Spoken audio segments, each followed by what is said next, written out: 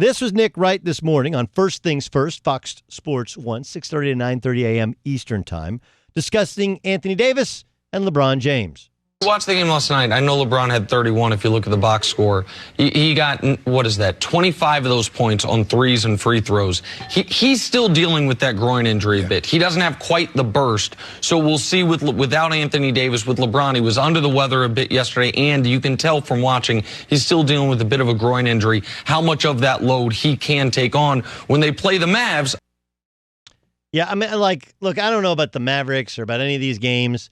I just think that at some point they're going to have to protect LeBron from himself, right? And the ego of the older generation, you got to play every game, and he's missed a couple games already this year.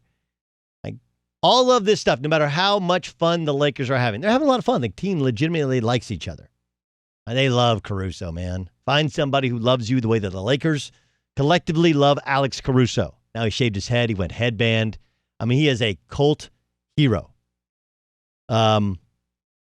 But this is funny, right? That now you have LeBron's biggest media fans, and I would say that Nick Wright is in line with as big a supporter of LeBron James there is in media,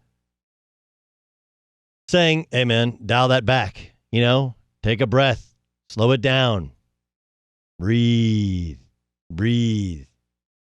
right?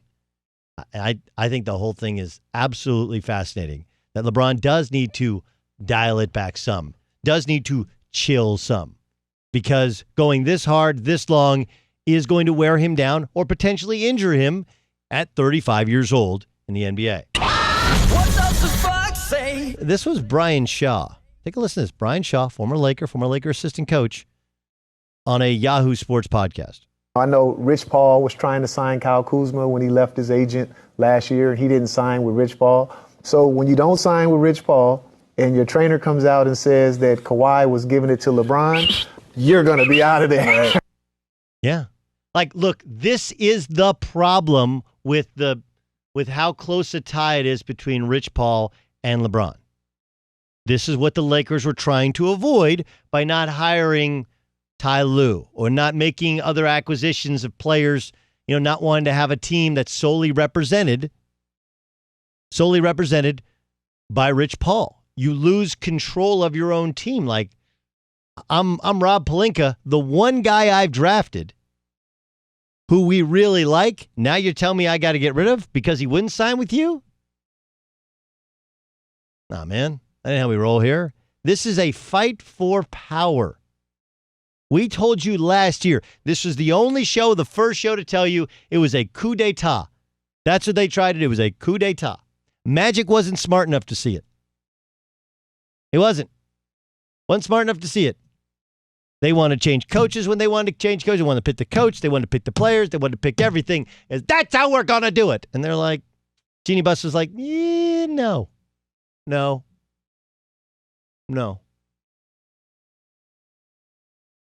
Look, and I think that maybe Magic is, and Magic, has taken some of the bullets for it, although Magic coming out and claiming responsibility for the success is kind of hilarious. But this is what people talk about with LeBron James. Michael Jordan had flaws. He didn't get along great with the front office. He just didn't. With with Jerry Krause. Didn't get along great with him. He was hard to coach. He was hard to be a teammate of. But you know what? David Falk was his agent, and David Falk never tried to strong-arm the Bulls into getting all David Falk's clients on the roster and having a David Falk client coach the team. That wasn't how they rolled. And this is just another layer to why LeBron James is a complicated legacy. Because he burned down every place that he went. He wanted to do it his way. His way does not necessarily equate directly to success, right? Like, were the Cavs successful? Yes, but because of LeBron James, not really. Was the Miami Heat successful? Yes. Was it because of LeBron James? Not completely. Because of his talents on the floor, but because of all the other stuff? I don't think so. This is a fight for power. And oh yeah, by the way, the Kuzma rumors, they just happened to leak. Right? Do you think Rob Pelinka wanted those out there? No. One of the big things that Pelinka didn't want is any of their business being broadcast until it happened. That was Magic's big flaw, was he told the world, we're going to trade for Anthony Davis. And that just hurts your leverage. Anyway. So we'll talk more about that, but that was big stuff from B. Shaw. And I think B. Shaw probably a little bit bitter about it, too, because he was on that staff and he felt like they were undermined. My man Ryan Hollins dropped by. I wanted to run this by him. Last night, the Lakers beat the Knicks. That's not a surprise.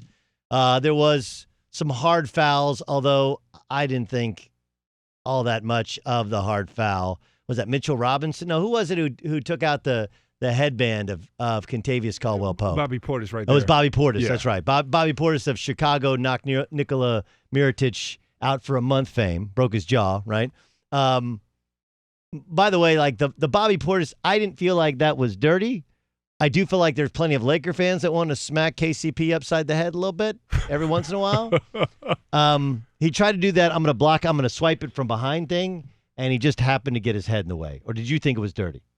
I didn't think it was dirty at all. You know, when I first saw the headline, I went off his reputation, and I believe a lot of people are penalizing Bobby Portis for what he did in Chicago, Sure. you know, knocking out Mirotic or whatever it may be. And that's simply what it was. But I didn't take it as a dirty play. I'm a Portis fan. He was playing hard. But that's why it's so tough. That's why I tell the young guys that I speak to in the league, don't create a poor reputation. I've been that guy before because it sticks with you and it's hard to shake. Yes, it does. But I would also say that don't championship teams all have those guys, right? I mean, like, and that might be what the Lakers are missing, right? Like the guy with the guy with the reputation like that on the Lakers is probably Rondo, and he's the guy that they'd probably jettison if Darren Collison, as Adrian Wojnarowski reported, comes out of retirement, goes to the Lakers. Like, who do the Lakers have that when you're going in for an uncontested layup, you're worried that this dude's going to take out your legs? All right. Don't laugh when I would say right now the closest guy, and respectfully, so I would say Dwight Howard, but Dwight Howard's on thin ice. So like when Dwight Howard's he's so consumed with trying to be liked. Yeah. Like, did you see the thing that he did where he's taking the picture of LeBron when he's taking the fake selfie or with LeBron when he's doing the he's just like, please, LeBron, just please like me so I can stay here and maybe get a right? Like it is embarrassing, Dwight Howard. I'm not mad at him, bro. Yeah. Think about this. A couple months ago, Dwight Howard was looking up and there was no teams calling, no former teammates vouching for him. Yeah.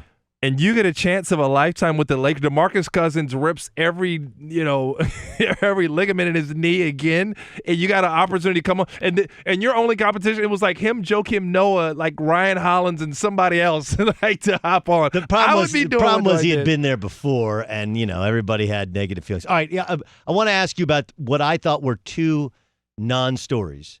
It started early on when Rich Paul, who's AD's agent, obviously also LeBron's agent, they turned down a contract extension. And what happens with people like, oh, well, he's going to leave. I mean, like, look, he can get a fifth year. He can get, almost $60 million more money if he simply waits till the offseason. I felt like that's a non-story, and that the idea of AD leaving and going to another team, I know people say Chicago and the Bulls, I think that's laughable. Am I crazy to think it's a non-story? I don't think you're completely uncrazy, but I think there's a couple elements to unpack. One, AD made the unselfish move by taking $4 or $5 million, give or take less, to sign. I forget what he waived, something so that the Lakers could go out and get other players to make a call for a championship. There was a what is it when you called a trade kicker, right? Yep, a trade kicker in his contract. And he waived it. Good. Thank you, AD. Ultimately, I don't see Anthony Davis moving, but what you do is you maintain the respect, and Rich Paul knows this better than anybody, of the Lakers. See, when Rich Paul lost the leverage that he had with LeBron with the Lakers, they're talking about trading LeBron. It was LeBron's fault. Things went wild. As long as Anthony Davis has an option to leave, not only can he make more money, which is the ultimate goal, You put the Lakers in a situation where they've got to play nice. They've got to be respectful. And when LeBron lost that, LeBron lost that, things got really ugly knowing LeBron was on a long-term deal, and it's the ugly side of sports. I want to throw this out to you, Doug. I was talking with Rick Bucher last night, and we actually went over this. Shout out Rick Bucher. I'd be intrigued if somehow Anthony Davis matched up, and I'm not a numbers guru with this, with the free agency of Giannis Antetokounmpo. And I know they're kind of the same player, but I would be super intrigued if maybe those two had something. They talked and they met up in New York. Now, I don't think he wants to leave in L.A. I think he's a small-town guy, and he's loving the big lights of the show. But imagine AD and Giannis Antetokounmpo playing together. Oh, my goodness. Yeah, I know, obviously, and I think the Lakers dream of that, in a year when he's up. I just look, this is if I'm the Lakers, I call the bluff. Oh. No, look, your whole thing was, I want to go in a bigger market. Doesn't get any bigger than here. I want to go for an organization where I compete for a championship. You have it here, And by the way, probably the least discussed element of the Lakers' early season successes, not only is Frank Vogel good, but all those guys in the locker room seem to think Frank Vogel is good, which is that's a hard room to win over. And he's just done it by showing up and coaching the team and working with his staff. And, there were talk about Jason Kidd this, and it looks really good, and they do really good, smart stuff. I just where are you going to go? You going to go to do the Knicks? How many guys are going to try and climb the Knicks mountain? Dolan's still the owner. They're still a clown show. That doesn't seem to be working. You're not leaving New Orleans saying, I want a big market, somewhere I can compete, and going to Milwaukee to play with. No. Okay? and Giannis isn't going from Milwaukee to Chicago. That's not happening. What if you could handpick your guys at the Knicks? Everybody does. Everybody says, I can fix the Knicks. I can fix the Knicks. I can fix the Knicks. That's exactly what Kyrie could have done. Kyrie and Kevin Durant could have done. Now, KD got hurt, but Kyrie is so, I grew up a Nets fan. Great. Congratulations. No one in New York did. And so now he's on the second team, and I think the seventh most popular professional sports team in the tri-state area. That's where the Nets roam. Even if they, when fully healthy, will be really good. I thought that, and then you get people who say this. It's a lot like the Carson Wentz deal, right? I'm not saying that Anthony Davis hasn't been injury prone. But going up to block a shot last night and landing on your tailbone and then getting a bruise and maybe missing a couple games, that's a bruise. That's not injury prone like that. You know what I'm saying? Yeah, he's a knick-knack guy. Kyrie's a knick-knack guy. I played with him. Anthony Davis is a knick-knack guy. Rondo now, who we talked about, and probably he's a knick-knack. It's a finger, it's a toenail. And you know something. what? Listen, it's not that these guys are soft. They're not. If you ever played professionals, these guys aren't soft. These are just legitimate injuries that come up. Right, but I guess I think the thing that people will say though is there's always something with Anthony Davis. I don't think that it's not soft tissue. It's not like a knee. Yeah. This is not a load maintenance deal. Which I don't actually think would be crazy for them to at some point dial, especially LeBron, back at the end of the year. Hey, absolutely. Dude. But I thought that was kind of a non-story. Last thing, what's one of your former teams, the Clippers? What's wrong? They don't care too much about the regular season. Yeah. I'm going to be honest. We want to make a story every time they lose to a sub 500 team and blow it out. But this is a team that has one goal in place. Because there's the one thing that they don't have over the crosstown rival, the Lakers, is a championship. In Steve Ballmer, Doc Rivers, they want to make a name in L.A. They have gone all in on a championship, and they understand a regular season title, Doug, it's nothing. Right. It's nothing. Right. And they're willing to take the scrutiny because the Clippers, I worked for the Clippers last year, and I know internally they're saying, we don't put out any media. We don't put out any bulletin board, no nonsense. So if you want to find something, you can search. But we got one goal in mind, and this team has become just a lot more high profile that Kawhi Leonard won with the Raptors, where the Raptors load managed and did the exact same plan, and it was under the radar. Nobody cared. It was in Canada. Yeah, no, that's really the difference now in the NBA and previously. Yes, guys are load managing, playing, taking more games off, whatever.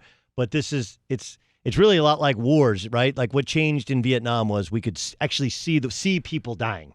right? and then in my childhood, Facts, like in the first Persian Gulf War, like that was the first time you ever see like, oh my God, launching missiles like crazy. If we remember that, so now when you see it every day, when you can actually see it in your home, and you're like seeing body bags, like, wow, this is really bad. Like, yeah, war is really, really bad. We don't want that. It covered on a daily basis. It's different. That's the big difference with the NBA. We didn't used to pay attention. We used to look at box scores and then, wins and losses and kind of make gross assumptions. Now you can not only follow the league, but see every game of the league as much as possible. And so you make these assessments, whereas, the Clippers are like, look, dude, we've seen the Raptors before, the Celtics before, the Rockets, win the regular season, and that doesn't really win anything for you. No, you're right. You know what, Doug, I want to get your take on this because I didn't know how deep this load management was going. And when I was talking with Rick last night, Rick brought up that it was much more deeper than just sitting out a nationally televised game, Kawhi Leonard. The load management is now spilling over into the work environment of these players. So he said, for instance, he sat down with Thon Maker, and he said when Thon Maker wasn't playing in Milwaukee, Thon Maker would work out with the team, work out after, come back at night and work out. Right. The team load managed him. Don't quote me exactly on this. Go read the article. Load managed him and said, you can't work out a third time. You're putting too much strain on your body. We don't want you getting hurt. That's ridiculous to me. Sure. I was the guy, Doug. You were the guy, that's too. That's how you make a league. Doug, right? Go work out after the game. No, I mean, like, go look, shoot. If you're not playing, yeah. You're on the first bus. You're supposed to be there 2 hours before. You get a full workout in, shower, then you go warm up. And if you get another workout in afterwards because you didn't play, go play. Go play. The first one off the bus, last one, go play. But they're saying you can't do that. And Rick said the opposite of load management, Miami Heat will go all out, and their guys are developing. Your young guys are growing because of it. They're like, well, forget load management. I would also, and I haven't read the article, I would also guess that there was probably something Thon Maker with his knee or whatever that gave them pause to having him overwork, right? I don't feel like that would just come out of thin air. It might. I hope not. But these guys run like the little monitors all the time. But he also, Thon Maker, like no one knows how old he actually is, right? So anyway, Ryan Hollins. Ryan, great stuff, dude. Hey, what up? Doug Gottlieb here. Make sure you subscribe to our YouTube channel here at Fox Sports Radio. You can catch my show, all the shows on Fox Sports Radio, unique interviews, strong takes, just interesting discussion on the sports topic of the day, of the week, of the month. It's all encompassing. It's everything you need right here on YouTube. Subscribe.